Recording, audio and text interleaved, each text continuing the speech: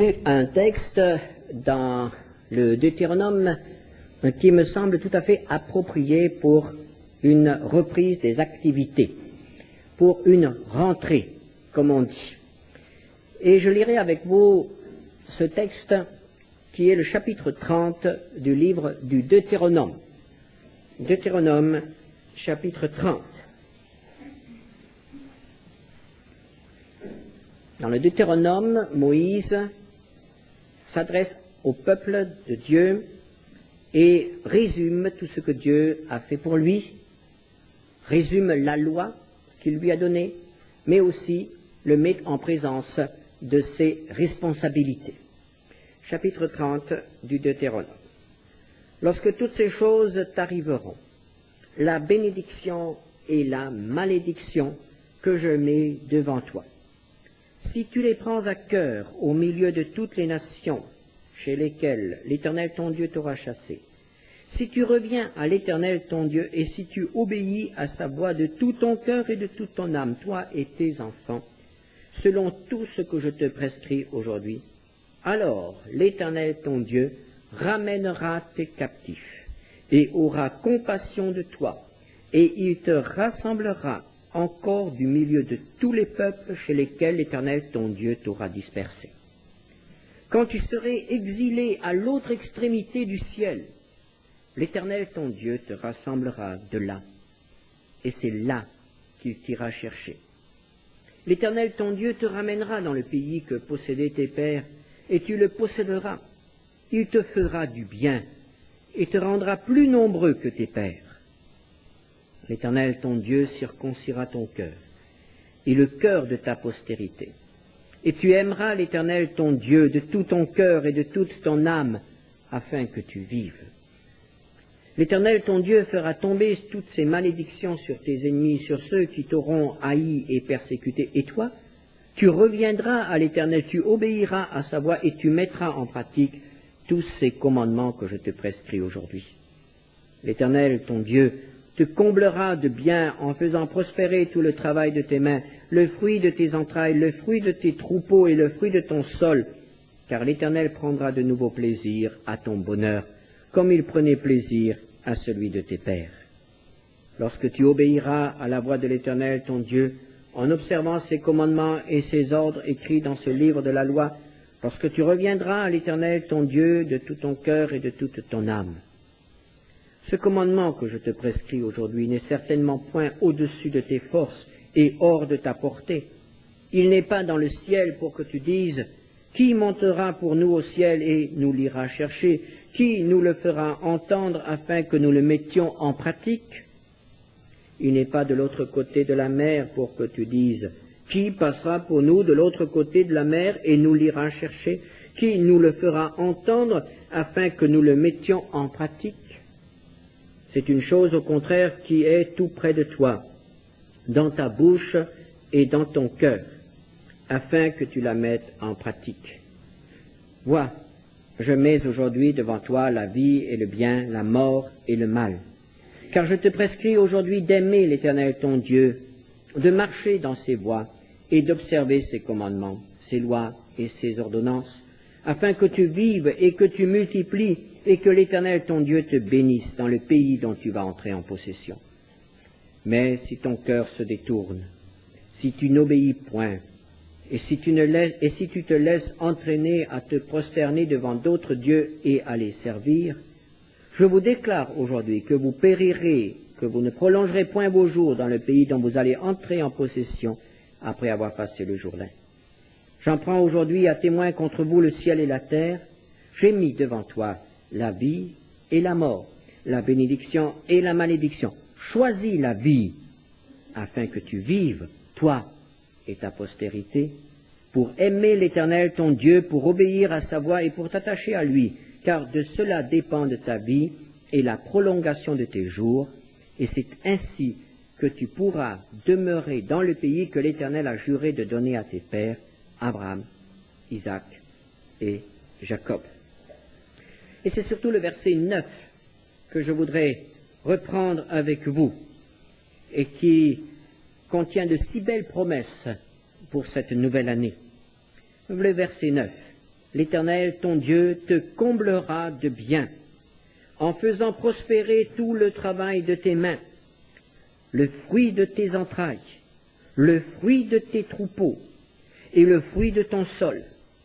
Car l'Éternel prendra de nouveau plaisir à ton bonheur, comme il prenait plaisir à celui de tes pères. Comme ces paroles nous font du bien. Nous voici au début d'une nouvelle année d'activité, de travail ou d'études. Nous avons nos projets et nous avons fixé un but. Mais notre expérience nous met en garde, nous rend prudents. Nous savons que nous pouvons travailler en vain. Nous savons que nos efforts peuvent être inutiles et qu'au lieu de rencontrer la satisfaction, nous allons au-devant de la déception. Et quand nous lisons ces textes, l'Éternel faisant prospérer tout le travail de tes mains, nous disons, Seigneur, j'en ai bien besoin. Seigneur, c'est cela que je veux. Je veux que mon travail ne soit pas inutile et que mes efforts portent du fruit. Je ne veux pas travailler pour du vent. Je ne veux pas faire l'expérience du peuple d'Israël auquel s'adressait le prophète Agé au chapitre 1, verset 6. Vous semez beaucoup, vous recueillez peu. Vous mangez et vous n'êtes pas rassasiés. Vous buvez et vous n'êtes pas désaltérés. Vous êtes vêtus et vous n'avez pas chaud. Peut-être que quelqu'un dira, pour les mots qui vont suivre, eh oui, c'est aussi là mon expérience, le salaire de celui qui est à gage tombe dans un sac percé. Les fins de mois difficiles. Oui, il y a une différence entre le travail qui est béni par Dieu et celui qui ne l'est pas. Il y a une différence dans le domaine matériel, mais il y a aussi une différence dans le domaine spirituel. Et ce n'est pas parce que nous travaillons, entre guillemets, pour Dieu, que ce travail sera forcément béni. Que ce travail portera forcément du fruit aux yeux de Dieu. Il ne faut pas confondre un véritable service accompli sur ordre du Seigneur et avec l'aide du Seigneur et un travail pour lui, peut-être même beaucoup de travail, peut-être même de l'activisme, peut-être même un travail épuisant pour lui, mais pour lequel le Seigneur doit dire « Tu sèmes beaucoup et tu récoltes peu ». Il y a peu de résultats spirituels. Et cela doit être l'objet de notre réflexion pour notre vie personnelle, pour le témoignage que nous rendons, afin qu'au cours de cette année, quelque chose se passe par le moyen de notre ministère, par le moyen de notre travail, que notre témoignage porte. Il se peut que nous parlions beaucoup, beaucoup, et il reste si peu. Mais peut-être avons-nous besoin de nous replacer devant le Seigneur et de lui dire, Seigneur, mais peut-être que ce que je dis ne correspond pas à ce que tu veux dire. Peut-être que ce que je fais ne correspond pas à ce que tu veux faire. Il en sera de même pour nos activités communes en tant qu'Église. Travailler pour travailler, avoir un programme bien rempli, avoir des activités, c'est une bonne chose. Mais est-ce que cela fait croître l'Église? Est-ce que cela ajoute des âmes à l'Église? Oh, que nous puissions, au cours de cette année, travailler avec un but et surtout faire les œuvres que Dieu a préparées d'avance pour nous, afin que nous ne nous épuisions pas en vain et que nous portions du fruit. Car le Seigneur l'a promis, faisant prospérer le fruit. Et il commence par le fruit de tes entrailles.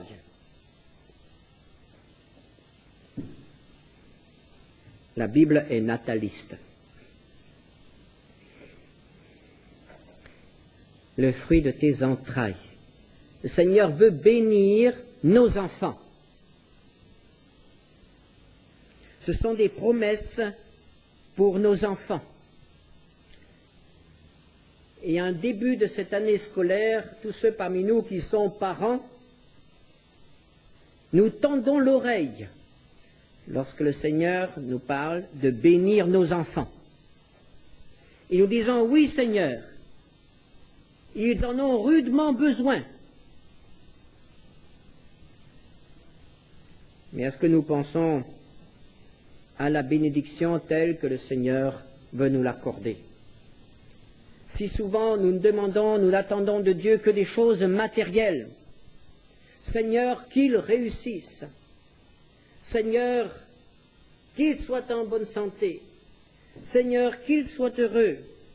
Seigneur, qu'il marche dans la bonne voie. Mais il y a aussi le domaine spirituel. Il y a aussi tous les dangers qui guettent nos enfants, petits ou grands, et dont ils ont besoin d'être gardés et tout d'abord avertis. Et dans le Deutéronome, Moïse parle de parents qui voient leurs enfants devenus grands, arrachés à leur affection, arrachés à leur présence et déportés. Deutéronome 28, verset 32. Tes fils et tes filles seront livrés à un autre peuple. Tes yeux le verront et languiront tout le jour après eux, et ta main sera sans force, c'est-à-dire pour les arracher à ce peuple ennemi. Une main paralysée. Nous ne pouvons rien faire pour eux. Verset 41. Tu engendreras des fils et des filles, et ils ne seront pas à toi, car ils iront en captivité. Les fils et les filles livrés à l'étranger. Le danger d'une déportation physique n'est pas actuel, heureusement, pour nous, dans notre pays, mais il y a d'autres captivités. Il y a d'autres exils. À quoi sert la réussite matérielle, professionnelle, familiale, s'ils sont prisonniers du tyran, esclaves du monde, captifs dans l'esprit du monde?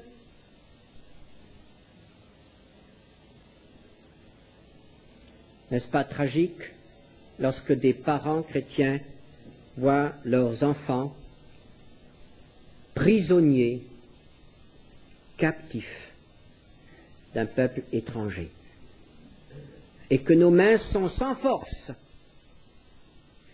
pour faire quelque chose pour les en délivrer. Ce qui est vrai pour nos enfants, selon la chair, l'est aussi pour nos enfants spirituels. Et n'avons-nous pas aussi des fils et des filles spirituels qui sont partis en captivité, qui sont retombés sous le joug de l'adversaire, ou qui sont captifs par un esprit de mensonge et de séduction dans une secte ou dans un quelconque mouvement, qui ne sont pas libres pour servir Dieu, nos fils et nos filles spirituels. Quelle tristesse quand nous pensons à tout ce qui a été fait pour les enfanter, pour les éduquer, pour les conduire dans la vie spirituelle. Et alors, on peut se poser la question, à juste titre, mais est-ce que tout ce que j'ai fait n'a pas été inutile? Est-ce que tout ce que j'ai fait n'a pas été vain? Élever des enfants pour qu'ils deviennent des fils de la géhenne, des serviteurs de Satan, n'est-ce pas ce qu'il y a de plus tragique pour des parents chrétiens? Et c'est pourquoi ces promesses de Deutéronome 30 nous font du bien. Il te comblera et il fera prospérer le fruit de tes entrailles. Il fera prospérer tes enfants. Et lorsque Dieu parle de faire prospérer, nous comprenons très bien qu'il ne s'agit pas seulement d'une prospérité matérielle, mais d'une prospérité spirituelle.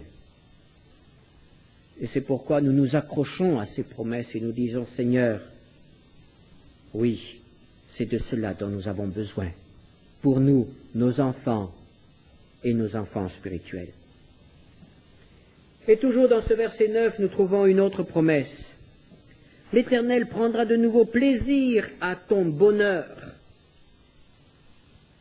Et cela ne signifie pas que nous allons être heureux tous les jours. Cela ne signifie pas que nous n'allons plus connaître de tristesse, que nous n'allons plus connaître de souffrance, d'épreuves. Le Seigneur ne nous a pas promis de nous rendre heureux tous les jours, mais le Seigneur a promis d'agir en vue de notre bonheur, c'est-à-dire de notre bien final, mais aussi de tous les jours. Et ce bonheur, nous pourrions l'exprimer ainsi, se traduit tout d'abord par une paix intérieure, même dans l'adversité. Nous nous savons dans la main de notre bien-aimé Sauveur. Et quoi qu'il arrive, même si nous sommes obligés de pleurer, de souffrir, nous savons qu'il veut notre bonheur. Il veut notre bonheur. Et cela se traduira par la paix et aussi par un profond accord avec la volonté de Dieu, accord avec la manière dont Dieu conduit nos voies et nos circonstances. Et lorsque les choses ne se passent pas comme nous l'attendions, le bonheur sera de trouver auprès de lui le réconfort et la consolation dont nous avons besoin. Dieu prendra plaisir à ton bonheur. Quelle image, quel aspect du caractère de Dieu. Un Dieu qui se préoccupe de notre bonheur et qui se réjouit quand nous sommes heureux. Oui, c'est notre Dieu, plus tendre qu'un père, un Dieu qui nous aime. Mais peut-être qu'en écoutant ces choses, quelqu'un dira, mais tout cela me manque. Il n'y a point de prospérité dans le travail de mes mains. Je ne vois pas de fruits dans ma vie. Et je suis loin de connaître cette paix intérieure, ce bonheur qui est d'accepter les voies de Dieu. Alors le texte nous dit comment nous pouvons les connaître, ou comment nous pouvons les retrouver si nous les avons connus et que nous les avons perdus.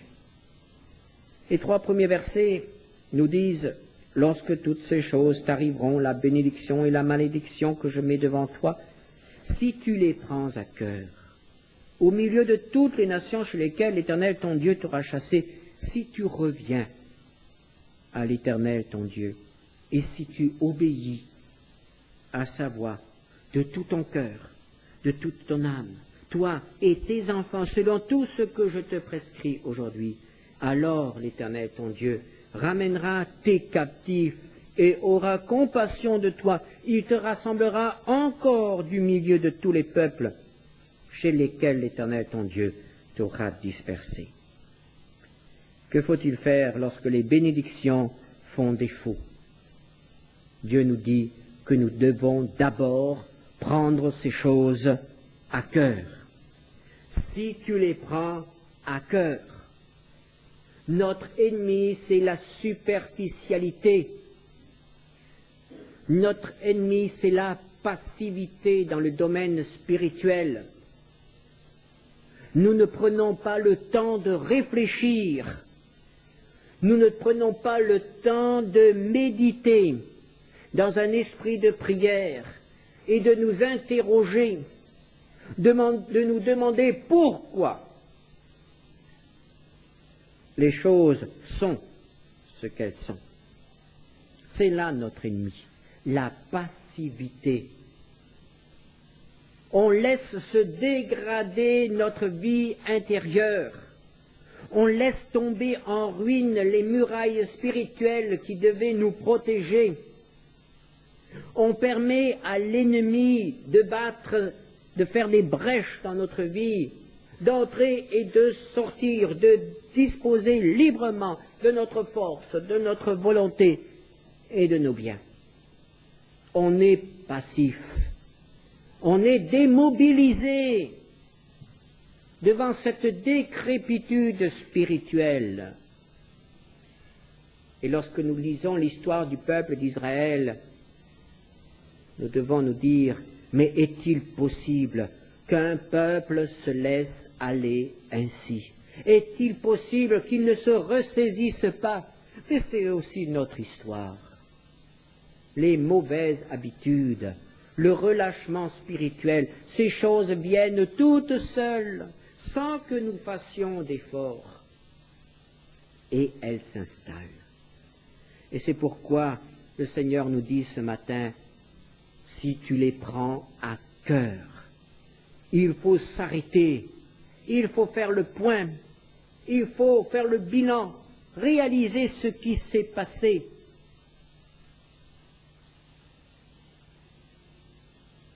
Et entreprendre quelque chose, réagir. Et comment réagirons-nous? Il est dit ici, si tu les prends à cœur, si tu reviens, il y a une démarche à faire. Il faut revenir. Peut-on revenir? C'est difficile. On dit souvent, il est plus facile d'amener un pécheur à la conversion qu'un chrétien tiède, charnel, à un retour, une nouvelle consécration au Seigneur. Oui. La reconsécration est plus difficile que la conversion.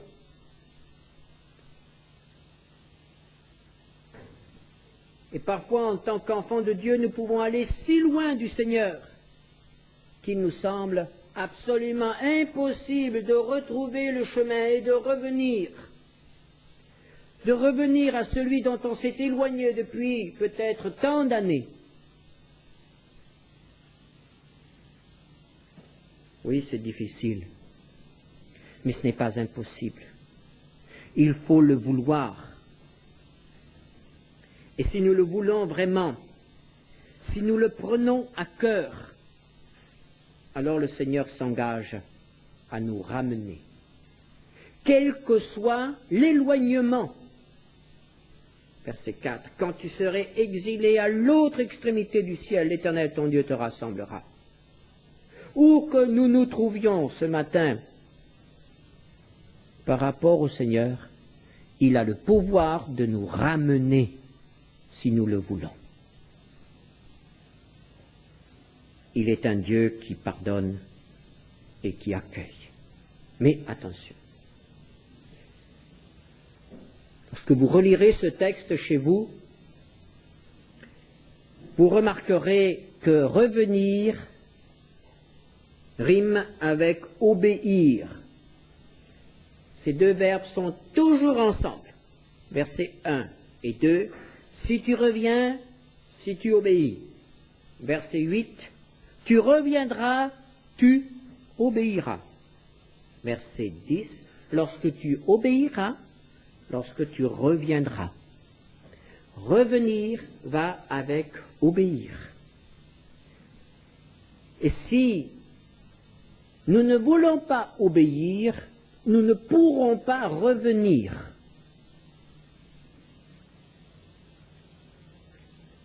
Et il ne faut pas tricher.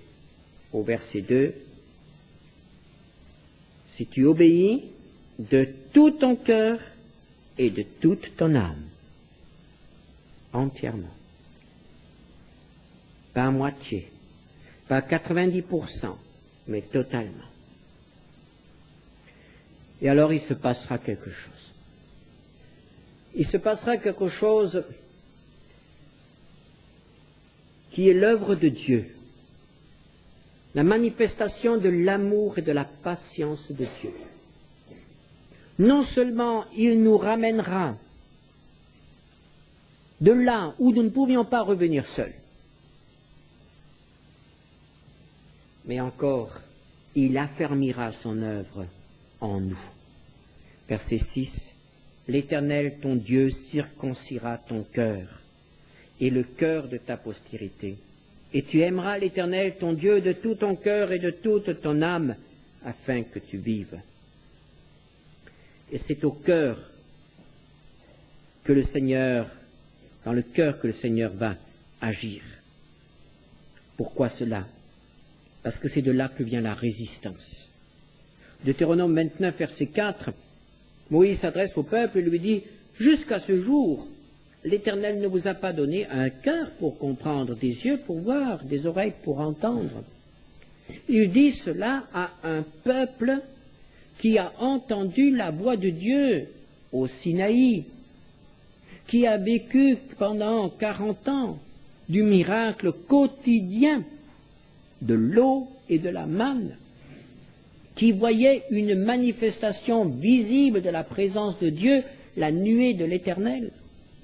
Un peuple qui a vu miracle sur miracle, victoire sur victoire. C'est le peuple qui s'apprête maintenant à entrer en Canaan. Et voici que Dieu lui dit, « Tu n'as pas encore un cœur pour comprendre, ni des yeux pour voir. » On peut s'habituer aux interventions de Dieu, on peut avoir exaucement de prière sur exaucement de prière, sans que l'œuvre fondamentale de la régénération ait pu se faire en nous. On peut être religieux sans être régénéré. Le cœur doit être changé.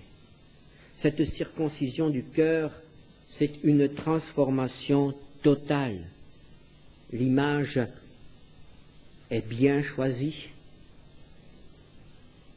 Elle nous montre que quelque chose doit être brisé, une carapace doit être brisée intérieurement. C'est cette résistance intérieure que nous ressentons toujours, ces choses qui en nous s'élèvent et qui résistent à la volonté de Dieu. Et alors le Seigneur nous dit, si tu reviens de tout ton cœur, je suis prêt à faire une œuvre définitive dans ton cœur. Je suis prêt à changer ton cœur et à verser en toi l'amour pour Dieu. Et c'est cela le secret, l'amour pour Dieu. Et non plus l'amour pour nous-mêmes. Le pécheur se caractérise pour l'amour pour soi-même. Le chrétien charnel se caractérise par la recherche de son propre intérêt, par l'amour pour soi-même. Et le chrétien spirituel se caractérise par l'amour pour Dieu. C'est cela la différence. Aimer. Et dans ce texte de l'Ancien Testament, nous retrouvons ce mot aimer, au verset 6, au verset 20, aimer, faire confiance de tout ton cœur. Finalement, qu'attend le Seigneur de son peuple? Qu'il l'aime et qu'il lui fasse confiance. Et c'est ce que le Seigneur attend aussi de nous en ce début d'année d'activité. Et si tout ce que nous allons entreprendre au cours de cette année, dans le milieu, dans le domaine spirituel comme dans le domaine de la vie quotidienne, de la vie familiale, professionnelle, si nous faisons tous par tout ce que nous faisons de tout notre cœur, par amour pour Dieu et dans la confiance, alors il en sortira du fruit. Alors il en restera quelque chose. Et nous n'aurons pas travaillé en vain. Nous ne nous serons pas dépensés en vain. Il restera quelque chose. Mais il s'agit d'un choix. Et nous ne sommes pas étonnés de trouver à la fin de ce texte un appel. Un appel comme dans les réunions d'évangélisation. Ce texte bien connu, « Voici, je mets devant toi la vie et le bien, la mort et le mal. » Choisis la vie. Je mets devant toi la bénédiction et la malédiction. Choisis, choisis. Vous me direz peut-être, il y a longtemps que j'ai choisi, sinon je ne serais pas là ce matin. Oui. Et pourtant, la vie est faite de choix. Et pourquoi ne dirions-nous pas ce matin au Seigneur, « Seigneur, il y a longtemps que j'ai choisi, mais je voudrais confirmer mon choix ce matin. Je voudrais te dire, je suis d'accord. Je ne veux pas commencer cette nouvelle année sans m'assurer que tu iras avec moi, que tu seras avec moi, sans mettre ma volonté en accord avec la tienne. Je suis d'accord. » Et peut-être que quelqu'un parmi nous réalise qu'il n'a jamais vraiment dit « je suis d'accord ». Peut-être que quelqu'un parmi nous s'est laissé porter jusqu'à présent, a été plus ou moins passif, superficiel, ayant des habitudes religieuses, mais ne connaissant pas la plénitude de la bénédiction de Dieu. Pourquoi ne dirions-nous pas ce matin avec vous avec nous, je choisis. Je veux que maintenant ça soit sérieux. Je choisis la vie. Je choisis de marcher avec toi et de t'obéir. Nous allons rester quelques instants dans le silence et le recueillement, sous le regard du Seigneur, pour pouvoir lui donner notre réponse.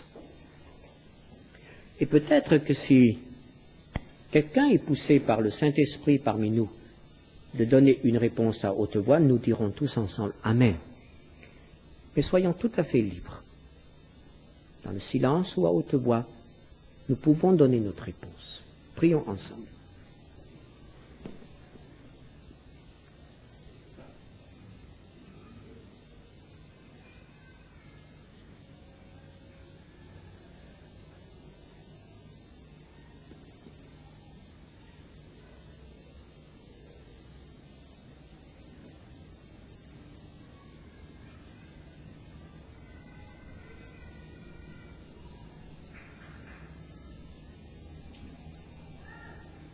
En ce début d'année scolaire, Seigneur,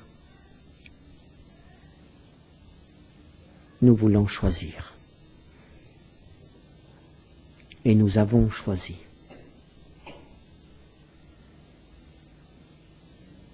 Et nous te disons, Seigneur, c'est de tout notre cœur que nous choisissons la vie, que nous revenons à toi, que nous te disons, c'est d'accord. C'est peut-être difficile de te dire cela, parce qu'il y a tant de choses dans notre vie. Mais si c'est difficile, c'est que nous le prenons au sérieux. C'est que nous repoussons enfin cette superficialité qui consiste à dire des choses mais ne pas les vivre. Il y a peut-être un point dans notre vie qui est particulièrement difficile. Et nous voulons, je veux te dire, je suis d'accord avec tes voix.